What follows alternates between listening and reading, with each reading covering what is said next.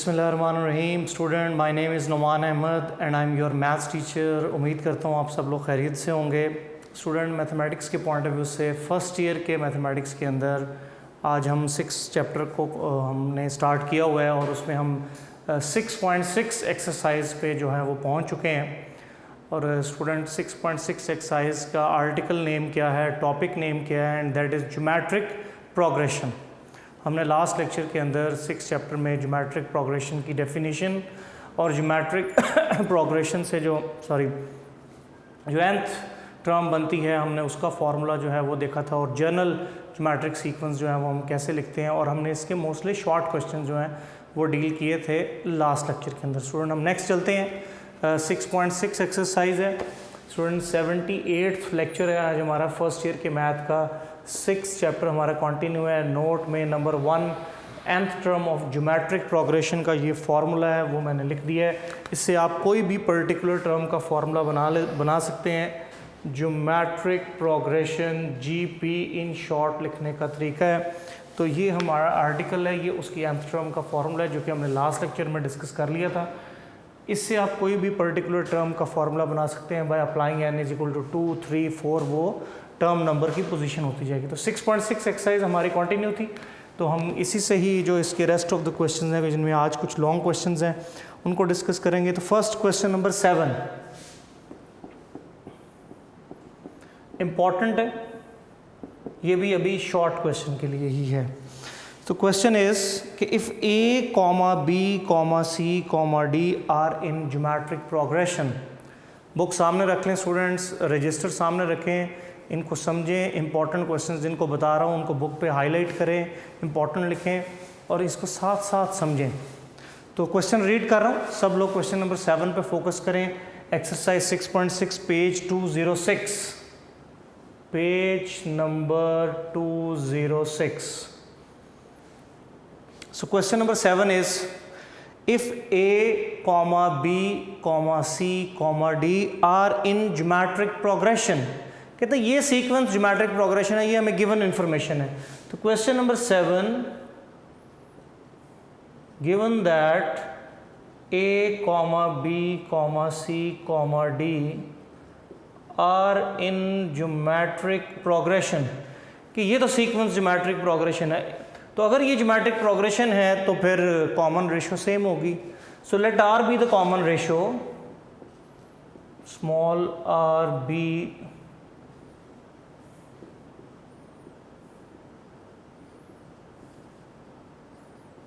be the common ratio, so that अब common ratio कैसे find होती है? Next term divided by first term. So B over A is equal to R। This implies that B is equal to A R, इसको equation number 1 कह लें। Also C over B is equal to R, C is equal to B R, इसको आप equation number 2 कह दें। Also D over C is equal to R, D is equal to C R, इसको आप equation number 3 कह सकते हैं। तो ये गिवन इंफॉर्मेशन से हमारे पास रेशियोज हमने फाइंड करके उनमें से B, C, D की वैल्यूज जो है वो हमने फाइंड करके रख ली। यहाँ तक तीनों पार्ट का सोल्यूशन कॉमन है। 7 क्वेश्चन के अंदर 3 पार्ट हैं, तीनों पार्ट का सोल्यूशन यहाँ तक कॉमन है। यहाँ तक क्या किया स्टूडेंट कि एक सीक्वेंस है जो कि ज्योमेट्रिक प्रोग्रेशन है, ये हमें क्वेश्चन में बता दिया गया है। तो हमने कहा R इनकी कॉमन रेशियो होगी, और अगर R कॉमन रेशियो है तो फिर common ratio B over A वो भी R होगी, C over B वो भी R के इक्वल होगी, D over C वो भी R के इक्वल होगी। और इस रिजल्ट से हमने B की वैल्यू फाइंड कर ली, इससे C की वैल्यू फाइंड कर ली, इससे D की वैल्यू फाइंड कर ली। क्योंकि ये ज्योमेट्रिक सीक्वेंस है तो ये तीनों रेशियोज इक्वल है और वो स्मॉल r के इक्वल। वहाँ से हमने 1, 2, 3 बना के रख लिया। अब उसके बाद आप फर्स्ट पार्ट करें या सेकंड पार्ट करें या थर्ड पार्ट करें, कोई भी स्टार्ट करें, तो वो कैसे किया जाएगा? मैं थर्ड पार्ट कर रहा हूँ। फर्स्ट 2 इस बिल्कुल इसी पैटर्न से होंगे, इससे इजी ही होंगे। मैंने थोड़ा सा डिफ़िकल्ट पार्ट जो है वो सिलेक्ट किया है ताकि आप लोगों को ज़्यादा दिक्कत पेश ना आए। अब हमें क्या करना है? We want to show that, we want to prove that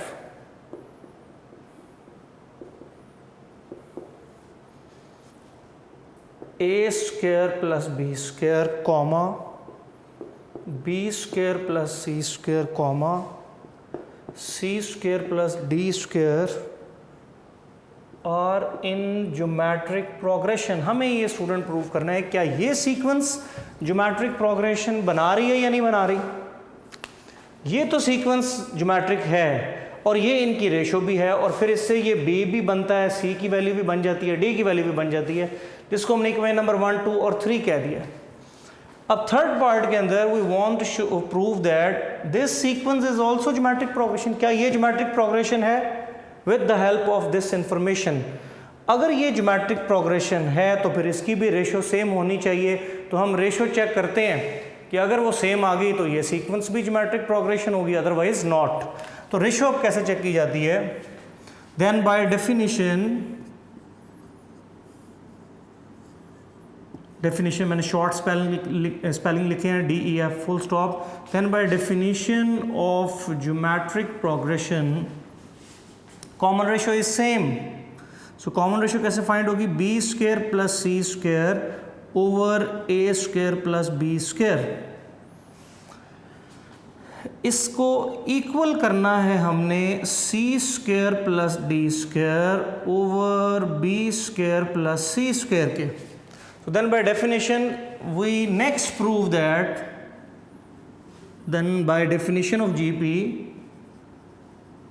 next prove that ये इक्वेशन हमें नेक्स्ट प्रूव करना चाहते हैं, ये इक्वल आ जाए। अब इसकी लेफ्ट साइड ले लें, take left hand side,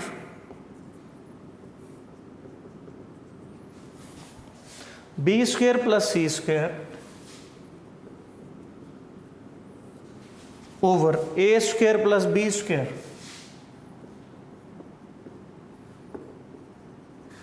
numerator में b और c,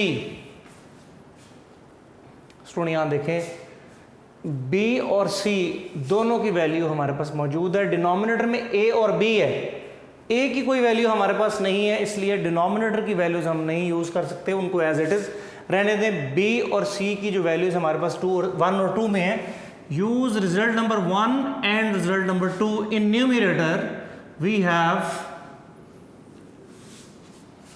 b square, b की वैल्यू है ar whole square plus c square, c की वैल्यू है br whole square divided by a square plus b square। Numerator में student a square r square b square r square, numerator से R square common, तो numerator denominator में A square plus B square वो cancel हो जाएगा। So we have just R square and this is your left hand side. ये left hand side का student answer हमारे पास आ गया आर स्क्वायर। अब हम राइट साइड का देखते हैं कि उसका भी आर स्क्वायर आता है। अगर आ गया तो रेशो सेम हो जाएगी, रेशो सेम हो गई तो इट मीन्स कि ये भी ज्योमेट्रिक सीक्वेंस है। Now take right hand side and right hand side is C square plus D square divided by B square plus C square. Again use result number C and D 2 and 3, use result 2 and result number 3 in numerator। Numerator में C और D use हो रहा है, denominator में B और C है, तो हमारे पास न्यूमरेटर इसी पैटर्न को फॉलो करते हुए C और D की न्यूमरेटर में वैल्यू यूज कर लेंगे। C is BR whole square plus D is CR divided by B square plus C square, B square plus C square। Numerator में सिंप्लीफाई करने से B square R square C square R square बन जाता है, B square C square B square C square R square common divided by B square C square. B square plus C square जो है वो आपके पास न्यूमरेटर डिनोमिनेटर से cancel हो जाएगा। So again right hand side is equal to R square, so left hand side is equal to right hand side, this shows that sequence are in geometric progression. So given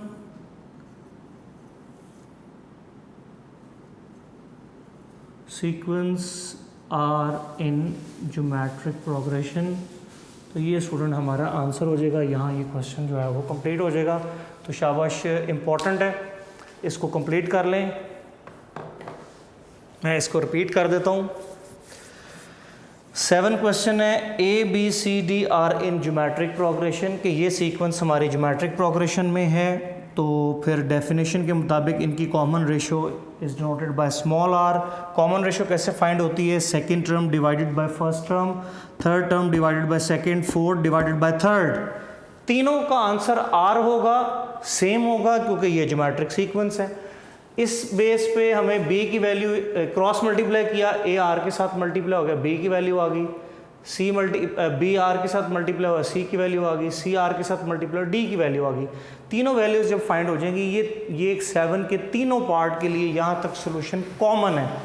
उसके बाद third part मैंने start किया है, we want to prove that this sequence are in geometric progression. इसी तरह second part में भी एक सीक्वेंस दी है, उसमें भी यही चीज़ करेंगे। फर्स्ट पार्ट में एक सीक्वेंस दी है, उसमें भी यही चीज़ करेंगे कि आप उनकी रेशो को इक्वल कर लेंगे लेफ्ट साइड लेके। इसी तरह 1 2 3 रिजल्ट्स यूज़ करके आप उनका आंसर लेफ्ट साइड का अलग फाइंड करेंगे, राइट साइड का अलग फाइंड करेंगे, दोनों आंसर सेम होंगे, विच मीन्स कि the given sequence are in geometric progression. तो यहाँ हमारा आंसर क्लोज हो जाएगा।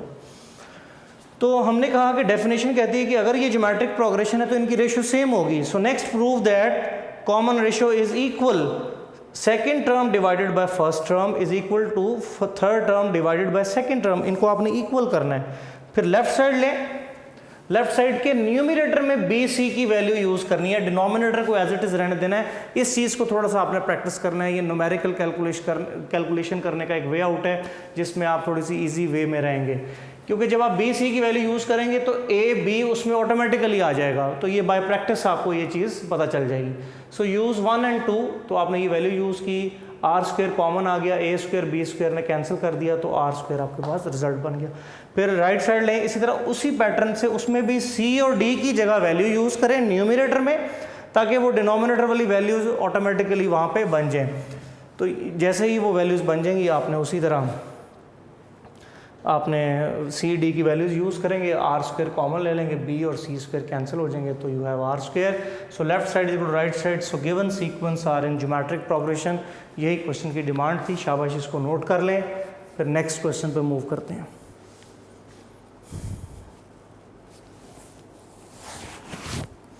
फर्स्ट 2 पार्ट जो हैं 7 के, वो आप इसी पैटर्न पे खुद कंप्लीट करेंगे।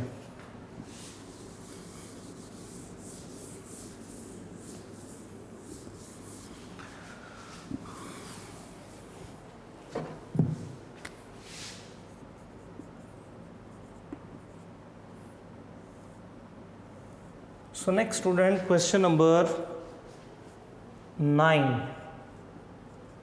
ये हमारा लॉन्ग क्वेश्चन है।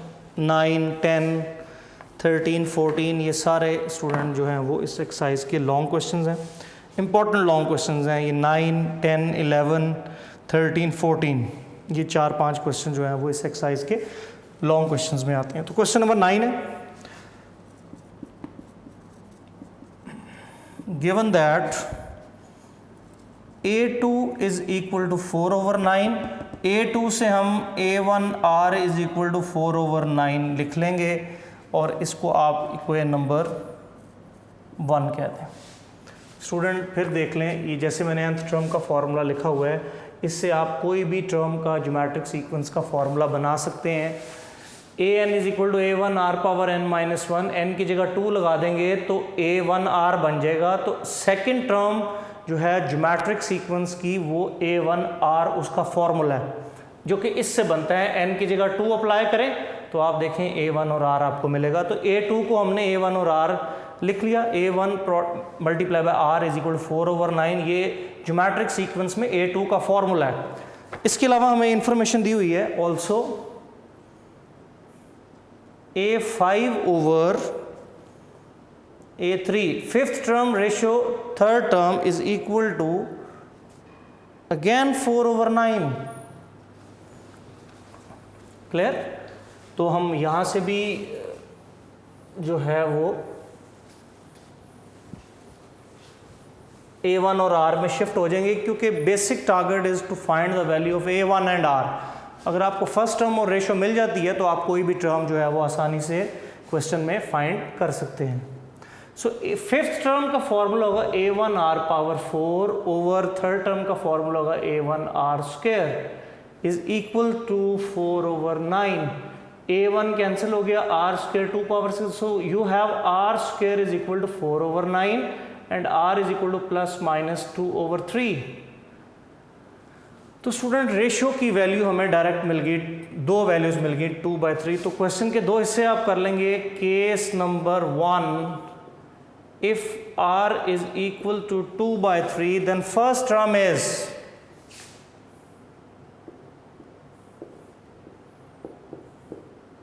put it in 1, so A1 into 2/3 is equal to 4/9, A1 is equal to 4/9 multiply by 3/2, so A1 is equal to 2/3।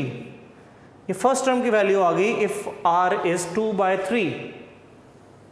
Okay student, फिर आप केस 2 ले लें। If R is -2/3 then again put it in 1, क्योंकि वहां से A1 मिलेगा।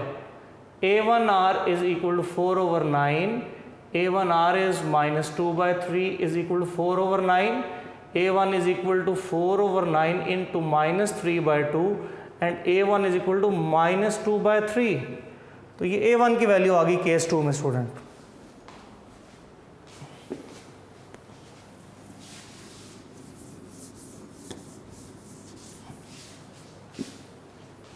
Clear? तो दोनों केसेस में हमारे पास A1 और R की वैल्यू फाइंड हो चुकी है। अब हमें डिमांड ये की गई है, find the nth term of the geometric sequence. हमें बेसिकली इस क्वेश्चन में nth टर्म रिक्वायर्ड थी। इसको आपने 1 कहा हुआ है, इसको आप 2 कह चुके हैं, ठीक है। और हमारा target now we want to find an, ये हमारा टारगेट है स्टूडेंट, an फाइंड करना है। So we know that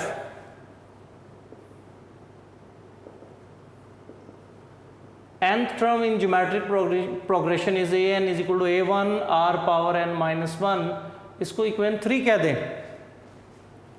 clear? फिर दो केसेस बनाए। Case 1, if first term is 2/3 and R is also 2/3, first term is 2/3 and R is 2/3, जो case 1 से हमें रिजल्ट मिला है। तो देन nth टर्म क्या होगी? Put it in 3, so an is equal to A1 is 2/3, R is 2/3 power n minus 1, यहाँ 1 power होगी, base same power at 2/3 n minus 1 plus 1 and an is equal to 2/3 whole power n। तो फिर nth term ये होगी, case 1 से हमें nth term मिल गई। Similarly आप फिर केस 2 में आएंगे। If first term is 2/3 and ratio is -2/3, so then जो है वो nth टर्म क्या होगी?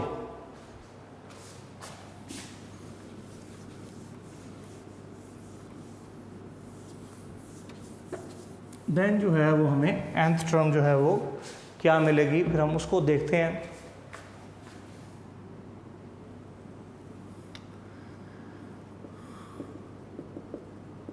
Put in equation number 3. So an is equal to A1 is 2/3, R is -2/3 whole power n minus 1. So -1 power n minus 1 into 2/3 power n minus 1 into 2/3। Student ये जो minus था उसकी भी पावर n minus 1 हो गई, फिर 2/3 की power भी n minus 1 होगी, और ये 2/3 मैंने एंड पे लिख दिया है। तो वहाँ तो बेस सेम पावर ऐड का आप प्रिंसिपल यूज़ कर लें। सो 2/3 n minus 1 plus 1 So minus 1 power n minus 1, 2 by 3 power n. So an is, तो स्टूडेंट फिर ये nth टर्म होगी एज रिक्वायर्ड। तो ये था स्टूडेंट आपका question number 9। Very important long question है एग्ज़ाम्स के लिए, इसको प्रिपेयर करें। इसको मैं एक दफ़ा रिपीट कर देता हूँ। सेकंड टर्म गिवन थी स्टूडेंट, हमने सेकंड टर्म को a1r लिख के इक्वेशन नंबर 1 कह दिया। उसके अलावा फिफ्थ टर्म और थर्ड टर्म की रेशो हमें दी हुई थी। फिफ्थ टर्म का फॉर्मूला ज्योमेट्रिक में a1r पावर 4 होता है, थर्ड टर्म का फॉर्मूला a1r स्क्वायर होता है, कैंसिलेशन होके r square taking square root both side r is equal to plus minus 2/3, इसको इक्वेशन नंबर 2 कह दिया। r की दो वैल्यूज आ गई, रेशो 2 आ गई हैं। फर्स्ट टर्म फाइंड करने वाली रहती है अभी। केस 1 हो गया कि अगर रेशो 2/3 लें, इसको 1 में पुट कर दें तो वहाँ से फर्स्ट टर्म भी 2/3 मिल गई, 2 2 4 3 3 9। केस 2 है, अगर रेशो हम -2/3 लेके इक्वेशन नंबर 1 में लगाएं तो फिर वहाँ से फर्स्ट टर्म -2/3 ही मिल रही है। क्लियर हो गया जी।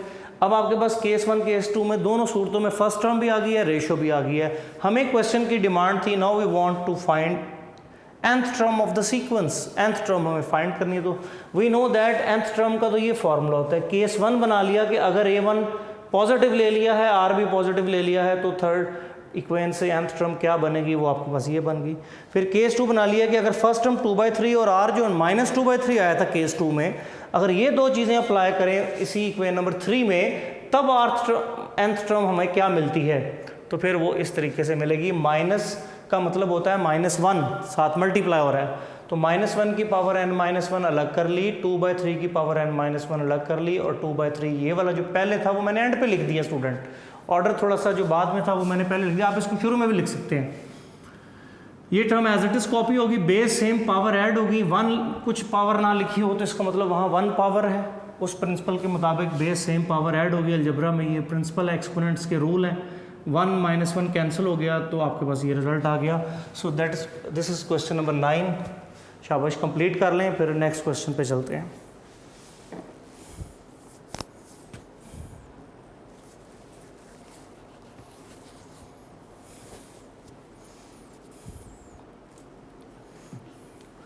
ओके स्टूडेंट, नेक्स्ट है क्वेश्चन नंबर 10 और 11 सिमिलर आइडिया के हैं। मैं इनमें से क्वेश्चन नंबर आपको 10 करके दे रहा हूँ। वेरी इंपॉर्टेंट लॉन्ग क्वेश्चन है। कहता है find 3 consecutive numbers in GP. तो स्टूडेंट ये ऐसे क्वेश्चन पीछे भी आए थे, 3 consecutive number, 4 consecutive numbers in arithmetic progression. तो मैंने आपको वहाँ एक ट्रिक बताया था कि आपने कैसे सिलेक्ट करने हैं। तो यहाँ भी उसी तरह ट्रिक है कि find 3 consecutive numbers in GP. तो आपने 3 का मतलब ऑड है, आपने लेट करना है a1, दिस इज ऑड है, द मीन्स 1 से स्टार्ट होगी। 1 का मतलब फर्स्ट टर्म से शुरू करें। फर्स्ट टर्म लें, सेकंड टर्म लें a1r, और प्रीवियस टर्म लें a1 ओवर r। याद रखें कि ज्योमेट्रिक सीक्वेंस में आपने नेक्स्ट मूव करना है तो रेशो जो है वो मल्टीप्लाई होती जाएगी। प्रीवियस टर्म के लिए जाना है तो रेशो डिवाइड होती जाएगी। जबकि अरिथमेटिक में था कि नेक्स्ट टर्म में जाना है तो डिफरेंस ऐड होता है, प्रीवियस टर्म में आना है तो डिफरेंस जो है वो सब्ट्रैक्ट होता है। तो एडिशन का सब्ट्रैक्शन से रिलेशन होता है और मल्टीप्लिकेशन का डिवीजन से रिलेशन होता है। So let be 3 numbers in geometric progression. ये 3 नंबर्स कहता है क्वेश्चन नंबर 10 में आपने जो है वो फाइंड करने हैं। Who some is 26। तो कंडीशन है कि इनका सम जो है वो 26। So a1 over r plus a1 plus a1r is equal to 26। LCM ले लें तो r एलसीएम आ जाएगा लेफ्ट साइड पे।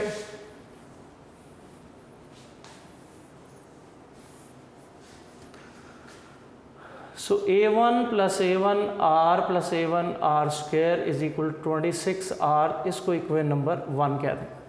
ये स्टूडेंट आपकी इक्वेशन नंबर 1 आ गई जो कि सम से फाइंड की है।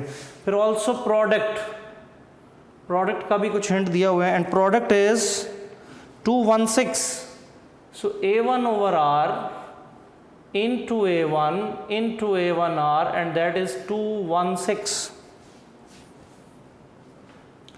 Clear student? तो R इसमें से R से कैंसिल हो जाएगा, so A1 cube is equal to 216.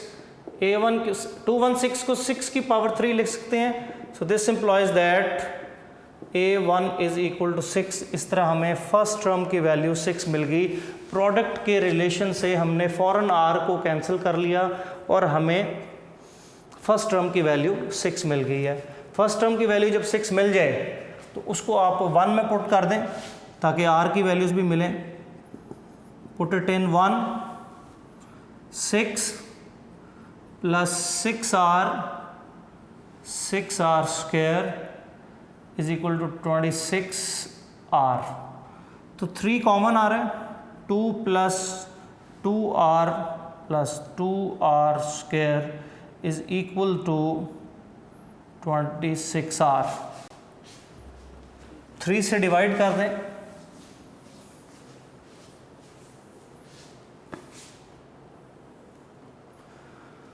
So 2 plus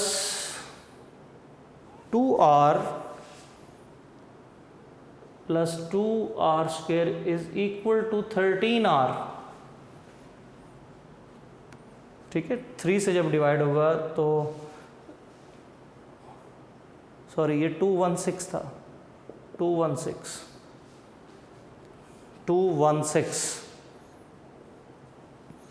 तो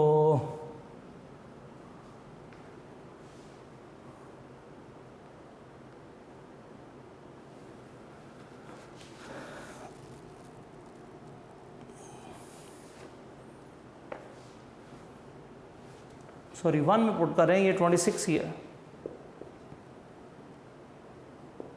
सॉरी, फिर दोबारा इसको रिपीट कर लेते हैं. Let 3 terms are in geometric progression. तो 3 टर्म्स ऑड है तो सिलेक्ट करने का तरीका क्या होगा स्टूडेंट?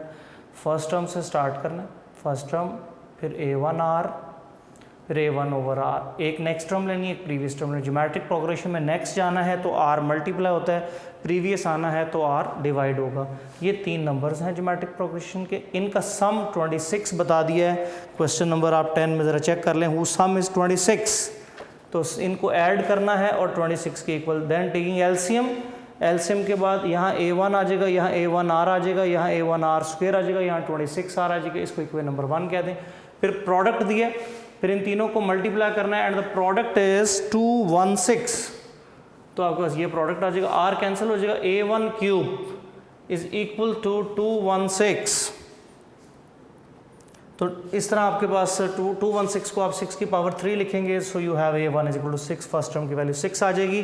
फिर ये आपने फर्स्ट टर्म की वैल्यू पुट कर देनी है इक्वेशन नंबर 1 में. So 6 plus 6R plus 6R square is equal to 26R. 3 common लेंगे, 3 2 6, 2R square is equal to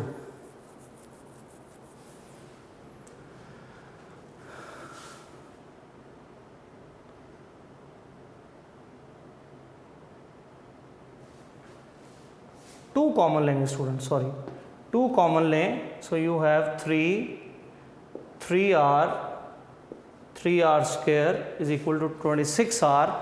तो 2 से डिवाइड जब आप करेंगे तो ये 3 कर लें, 3 plus 3R square plus 3R plus 3R square, और 2 जब इसको डिवाइड करेगा 2 1 ज़ा 2, 2 3 6, तो 13R आपके पास आ जाएगा. इसको अरेंज करें, 3R square plus 3R minus 13R, इसको इधर ले गए हैं, plus 3 is equal to 0. 3R square minus 10R plus 3 is equal to 0. So you have a quadratic equation in R. आपको क्वाड्रेटिक इक्वेशन मिल गई है. इसकी मिड टर्म ब्रेक कर लें, 3R square minus 9R minus R plus 3 is equal to 0. 3R student common, R minus 3 minus 1 common, R minus 3, 3R minus 1 into R minus 3 is equal to 0, and you have R minus 3 is equal to 0, 3R minus 1 is equal to 0, R is equal to 3, R is equal to 1 by 3. तो are की value 3 आ गई student और एक are की value 1/3 आ गई। तो दो ratios आ गई हैं जबकि फर्स्ट टर्म की वैल्यू एक ही आ गई है, तो लिहाजा क्वेश्चन के फिर दो हिस्से बन जाएंगे। तो case 1 case 2।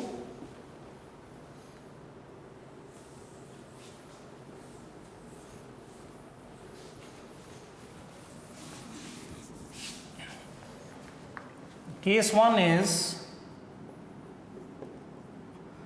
if first term is 6 and ratio is 3, first term 6 ले लें और रेशो 3 ले लें, तो ये तीन नंबर्स क्या होंगे?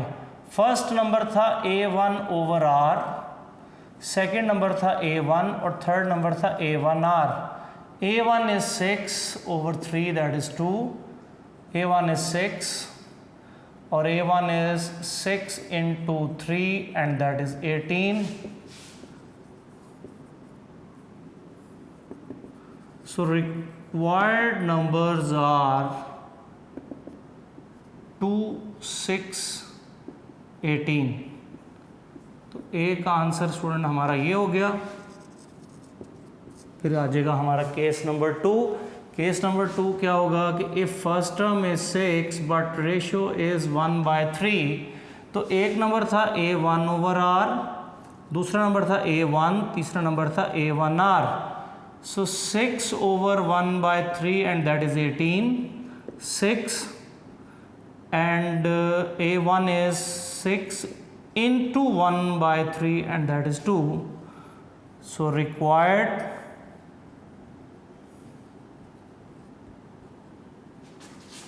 required numbers are 18, 6, 2। तो ऑर्डर इज़ नॉट इम्पॉर्टेंट, जो उनसे मर्ज़ी ऑर्डर में ले लें, नंबर यही बन रहे हैं 2, 6 और 18। इनका सम करके देख लें 26 भी बन रहा है, इनको मल्टीप्लाई करके देख लें 216 भी बन रहा है, तो इसका मतलब ये होगा कि हमारा आंसर बिल्कुल ठीक है। सो क्वेश्चन नंबर 10 कंप्लीट करें। ये भी लॉन्ग क्वेश्चंस की सेंस में आने के चांस होंगे, इसको भी कंप्लीट कर लें, फिर इंशाल्लाह नेक्स्ट मूव करते हैं। बल्कि आप स्टूडेंट यहाँ तक कंप्लीट कर लें, फिर इंशाल्लाह स्टूडेंट अब नेक्स्ट लेक्चर में मुलाकात होगी। लास्ट 2 क्वेश्चंस बड़े इंपॉर्टेंट हैं, 13, 14। टाइम कम है, अगर मैं भी शुरू करूँगा तो वो कंप्लीट नहीं हो पाएंगे 40 मिनट के लेक्चर के अंदर, तो लिहाजा वो वाले क्वेश्चन मैं नेक्स्ट लेक्चर में आपको शिफ्ट करता हूँ। तो 13 क्वेश्चन हम इंशाल्लाह नेक्स्ट लेक्चर में करेंगे। अपना बहुत ख्याल रखिएगा। अल्लाह हाफ़िज़।